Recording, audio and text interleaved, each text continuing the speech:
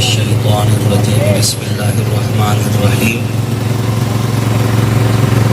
وَأَنْتُمُ الْأَعْلَوْنَ إِن كُنتُم مُؤْمِنِينَ صدق اللہ العلی العظیم۔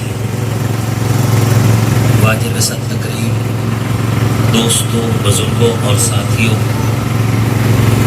یہ اس وقت جو اکٹھ ہے یہ کوئی طے شدہ ٹائم نہیں تھا۔ آگے ہم نے ایک جلسہ سیرت النبی میں شرکت کرنا تھی۔ اللہ پاک بھائی ملک عابد بکر صاحب کو، ڈاکٹر اسماعیل خان بلوچ صاحب کو، دیگر ان کے ساتھی کو جزائے خیر دے کہ انہوں نے بالکل مختصر وقت کے اندر یہ اتنا بہترین انتظام فرما دیا اور آپ سب لوگوں کی محبتیں ہمیں مل گئی اور محبتیں وصول کرنے کا موقع ملا۔ انشاءاللہ العزیز ہم اپنا جو سفر ہے، جس سفر کو ہم نے 3 جملوں کے ساتھ شروع کیا تھا کہ اللہ کو عبادت سے راضی کر لو، رسول اللہ صلی اللہ علیہ وآلہ وسلم کو اطاعت سے راضی کر لو اور مخلوق خدا کو خدمت سے راضی کر لو، یہ سفر اب اپنی منزل کے انتہائی قریب ہے۔ 2011 میں جب میں نے الیکشن لڑنے کا ارادہ کیا تھا تو اس وقت میرے ساتھ زیادہ سے زیادہ کوئی 15 سے 20 لوگ تھے جو میرے ہم خیال تھے، اور پھر 2013 کے الیکشن میں الحمدللہ ہمیں 37,000 ووٹوں کا اعتماد حاصل ہوا۔ 2013 کے بعد پھر 2018 تک اپوزیشن اور پھر مسلسل حکومتی دباؤ، اس کے باوجود ہم نے اپنی عوام اور اپنے مہربانوں کے ساتھ رابطہ مسلسل رکھا، ان کے مسائل کے حل کے لیے پوری جد و جہد کی۔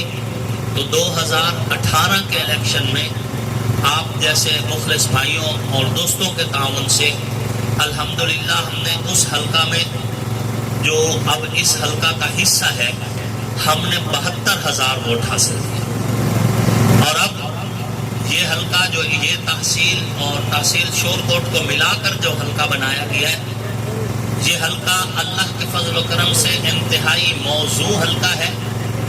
یہی وجہ کہ جس دن حلقہ بنایا گیا تھا تو سب لوگ سوچ رہے تھے کہ ہم نے اپیل کرنی ہے، ہم نے اپیل کرنی ہے۔ میں نے اسی دن اپنے ویڈیو بیان میں کہا تھا کہ جس کو تکلیف ہے وہ اپیل کرے، ہمیں خوشی ہے کہ ہمیں تحصیل احمد پور سیال جیسے مخلص لوگوں کا تعاون حاصل کرنے کا موقع مل گیا۔ ہم نے کوئی اپیل نہیں کی، نہ آئندہ کرنی ہے۔ اسی حلقہ میں انشاءاللہ ہم محنت کریں گے، یہ زرخیز حلقہ ہے، اور میں اسی حلقہ میں سے محنت کر کے آپ جیسے بھائیوں کے تعاون سے انشاءاللہ بھرپور طریقے سے انشاءاللہ یہاں سے جیت کے نکلوں گا انشاءاللہ والعزیز۔ اور جو میرا مد مقابل ہے اس کے پاس بتانے کے لیے کچھ نہیں، کوئی میگا پروجیکٹ جھنگ کی ترقی کے لیے کوئی ایک آدھ تقریر، جھنگ کی ترقی کے لیے کوئی ایک آدھ ایسی گرانٹ جسے وہ آنے والے الیکشن میں آپ کے سامنے رکھ سکے، سوائے چند ایک چھوٹے موٹے کارپیٹ روڈ جو ان کے رقبوں کو جاتے ہیں، جہاں ان کے اپنے رقبے ہیں، جہاں ان کے اپنے مفادات وابستہ ہیں، جہاں ان کے اپنے ڈیرے ہیں، وہاں تک سڑکیں بے شک انہوں نے بنوائی ہیں، لیکن اس کے علاوہ کوئی سڑک، کوئی میگا پروجیکٹ، کوئی کسی قسم کا ترقیاتی کام وہ نہیں کروا سکے۔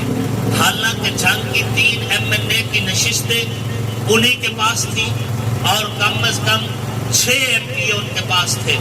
ان 6 MP اور 3 MNO نے مل کر ایک بھی کوئی جھنگ کو پروجیکٹ نہیں دیا، اور جھنگ کے ساتھ ظلم اتنا ہوا کہ پہلے ایک دور میں جب یہ ضلع ناظم تھے تو جھنگ کے فنڈز انہوں نے ٹوبا کو گفٹ کر دیے۔ اب جب یہ ضلع ناظم، اب جب ان کے پاس پورے ضلع کا اقتدار آیا تو اب ہمارے حصے کے فنڈ انہوں نے لیا کو گفٹ کر دیے۔ یہ کوئی خیرات کے چاول ہے کہ کبھی تم ٹوبا والوں کو دے دیتے ہو، کبھی تم لیا والوں کو دے دیتے ہو؟ کیا ہمارا حق نہیں ہے؟ ہمارا آج بھی بچہ پڑھ لکھ کے کے ہاتھوں میں ڈگری اٹھائے پھر رہے, اسے درجہ چہارم کی نوکری نہیں ملتی, اور تم بڑے بڑے عہدوں پہ بیٹھے ہو, انجوائے کر رہے ہو بیوروکریسی کو بھی, ڈیموکریسی کو بھی, اور تم فائدے بھی اٹھا رہے ہو, اپنے ذاتی فائدے اٹھا رہے ہو, لیکن جھنگ کا بچہ, جھنگ کا نوجوان, جھنگ کا کسان, جھنگ کا غریب, جھنگ کا مزدور پچھلی بار کی طرح خاموش نہیں رہے گا. گیا وہ دور جب لوگ تمہاری گاڑیوں کے بونٹ چوما کرتے تھے, جب لوگ تمہاری گاڑیوں کے ٹائر چوما کرتے تھے. انشاءاللہ اب جنگ والے تمہیں روک روک کے کہا کریں گے کہ ساڈا ہاتھ ایتھے رکھ. ہم تم سے پوچھیں گے ساڈا حق, ساڈا حق, نعرہ تکبیر. 1970 سے تم ہم پر مسلط ہو. ہم نے کبھی تم سے نہیں پوچھا کہ تم خوشاب سے آئے تھے, سون سکیسر سے آئے تھے, یہاں امپورٹڈ سیاستدان ہو, پھر بھی جھنگ نے تمہیں عزت دی, تمہیں نام دیا, تمہیں اقتدار دیا, تمہیں کرسی دی, اور تمہیں ایمنی شپ دی, منسٹر بنایا. تم نے جھنگ کو کیا دیا؟ جھنگ نے تو تمہیں نام دیے, جھنگ نے تمہیں عزت دی ہے, جھنگ نے تمہیں اقتدار دی ہے, جھنگ نے تمہیں کرسی دی ہے. تم نے جھنگ کو کیا دیا ہے؟ مفلسی, بے بسی, ٹوٹی ہوئی سڑکیں, دوائیوں کے بغیر ہسپتال, انتقامی پرچے اور قبضے, لوگوں کی جائیدادوں پہ ڈاکے. اس کے سوا تم نے ہمیں کچھ نہیں دیا. لیکن آنے والا دور انشاءاللہ جھنگ کی عوام گونگی نہیں رہے گی, وہ انشاءاللہ تمہارا احتساب کرے گی, اور ہم انشاءاللہ اسی جھنگ کی دھرتی سے جھنگ کی عوام کو بیدار کریں گے. اور تمہیں پیغام یہی ہے کہ تم یہ ماہ تابہ سے جا کے کہہ دو کہ اپنی کرنوں کو گن کے رکھے, میں اپنے صحرا کے ذرے ذرے کو خود چمکنا سکھا رہا ہوں. آنے والا دور جھنگ کا ہے, جھنگ کی عوام کا ہے, جھنگ کے مزدور اور کسان کا ہے, جھنگ کے غریب اور مظلوم کا ہے. اور جس دن آپ کا بھائی کے پاس انشاءاللہ العزیز اختیارات آ گئے, پھر جھوٹے پرچے نہیں ہوں گے, انتقامی کاروائیاں نہیں ہوں گی, قبضے نہیں ہوں گے. انشاءاللہ العزیز چوریوں ڈکیتیوں پہ بھی قابو پایا جائے گا, اور انشاءاللہ العزیز منشیات فروشی پہ بھی قابو پایا جائے گا, اور انشاءاللہ العزیز جو جنگ کا حق ہے وہ آپ کو دیا جائے گا. پھر آپ ٹوٹی ہوئی سڑکوں پہ نہیں, انشاءاللہ آپ کارپیٹ سڑکوں پہ سفر کریں گے. پھر آپ کا علاج نشتر ہسپتال میں نہیں, آپ کے مقامی ہسپتالوں میں ہوگا, اور پھر آپ کو اپنے حقوق لینے کے لیے رشوت نہیں دینا پڑے گی. انشاءاللہ آپ کو اپنے حقوق میرٹ پر ملیں گے انشاءاللہ. اور یہ اسی صورت میں ہے جب آپ لوگ بیدار ہوں, محنت کریں, اور اگلے دیگر لوگوں کو بھی قائل کریں. اور اس بار کا ووٹ آپ کسی ڈیرے دار کو دیکھ کے, کسی گدی نشین کو دیکھ کے, یا کسی اور وڈیرے کو دیکھ کے نہیں, اس بار کا ووٹ آپ اپنے جھنگ کو دیکھ کر دیں کہ یہ ووٹ ہم نے اپنے جھنگ کو دینا ہے. وہ جھنگ جس نے ہمیں جگہ دی ہے, وہ جھنگ جس میں ہمارے گھر ہیں, وہ جنگ جس میں ہماری نسلیں گزر گئی, وہ جنگ جس میں آج تک ہم موجود ہیں. ہم نے اسی جنگ میں رہنا ہے. جو باہر سے آئے ہوئے لوگ ہیں, جب جنگ اجڑ جائے گا تو واپس جا کے بیٹھ جائیں گے, لیکن ہماری تو قبریں بھی اسی جنگ میں بننی ہیں. تو ہم اس جنگ کے ساتھ اگر مخلص ہیں تو اگلا ووٹ آپ نے جنگ کو دینا ہے, مزدوروں کو دینا ہے, مظلوموں کو دینا ہے, کسانوں کو دینا ہے, اور اپنے جیسے بندے کو کامیاب کرنا ہے, تاکہ کل اسمبلی میں جا کر وہ آپ کے حقوق کی جنگ لڑ سکے.